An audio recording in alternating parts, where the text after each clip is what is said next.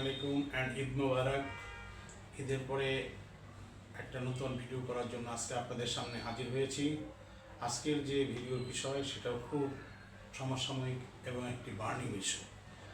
এই ইস্যুটা হচ্ছে যে আজকাল প্রায় প্যারেন্টসরাই বলেন যে তাদের ছেলেরা বা মেয়েরা বড় হওয়ার পরে, প্রতিষ্ঠিত হওয়ার পরে তাদের দিকে খেয়াল রাখে না, তাদেরকে ঠিক কেয়ার করে না, তাদের সাথে সম্পর্ক ভালো থাকে না, এরকম বিষয়।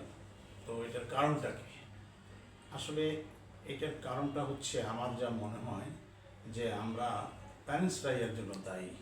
কারণ আমরা আমাদের সন্তানদেরকে নৈতিকতার শিক্ষাটার দিকে খুব একটা গুরুত্ব দিই না।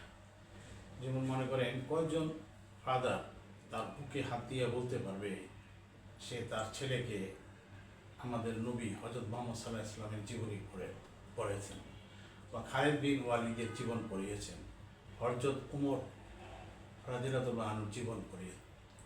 আবার কয়টা মা বুকে হাত দিয়ে বলতে পারবে যে সে মা ফাতেমার জীবনী তার মেয়েকে পড়েছে, বা বিবি মরিয়মের জীবনী তাকে পড়াইছেন, মা আয়েশার জীবনীগুলি পড়াইছেন। এই যে আদর্শ পুরুষ এবং মহিলা যাদের জীবনীর সাথেই মানুষের জীবন জড়িত, এইগুলি শিক্ষা আমরা দিই নাই। আমরা প্যারেন্টসরা আমাদের সন্তানদেরকে শুধু শিক্ষা দিয়েছি তোমরা ভালো ছাত্র হবা, ভালো রেজাল্ট করবা, বড় হবা, ভালো চাকরি করবা, ভালো ব্যবসা করবা, কিন্তু সত্যিকার অর্থে মানুষ করি নাই। এই যে মানুষ করি নাই, এই যে আল্লাহ তাআলা মানুষকে আশরাফুল মাখলুকাত বলা হয়েছে, জীবের শ্রেষ্ঠ। এই জীবের শ্রেষ্ঠ তো কেউ জন্মের সঙ্গে সঙ্গে অটোমেটিক হবে না। মানুষ তো একটা প্রাণী হিসাবে পৃথিবীতে জন্মগ্রহণ করে, কিন্তু ক্রমান্বয়ে শিক্ষার মাধ্যমে বা অশিক্ষার মাধ্যমে সে মানুষ হয় অথবা অমানুষ হয়।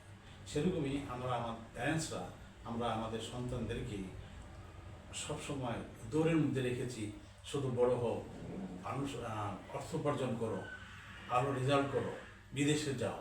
এই যে গতির ঘোড়ার মধ্যে তাকে চড়াই দেওয়া হয়েছে, সেই ঘোড়া সে একবার যখন দৌড়ানো শিখে গেছে, সেই ঘোড়ার থেকে আর সে নামতেছে না। তার পক্ষে আর সম্ভব হচ্ছে না আমাদেরকে দেখা করা, কারণ আমরা তো তাকে এই শিখাইনি যে আমাদেরকে পারিবারিক বন্ধনে থাকতে হবে, সবার সাথে ভালো সম্পর্ক রাখতে হবে। কাজেই আমাদেরকে এখনও সময় আছে। আমরা যারা প্যারেন্টস, যারা গার্জেন, তারা যদি আমাদের সন্তানদেরকে একটা কমপ্লিট শিক্ষা না দেয়, নৈতিকতা বিবর্জিত শিক্ষা কোনো শিক্ষা নয়, নৈতিকতা সহজে শিক্ষা, সেটাই শিক্ষা। আসেন আমরা আমাদের সন্তানদেরকে সেইভাবে শিক্ষা দিই যাতে তারা সত্যিকারের মানুষ হয় এবং একটা পারিবারিক বন্ধনের মাধ্যমে সে জীবনযাপন করতে শিখে। আসসালামু আলাইকুম।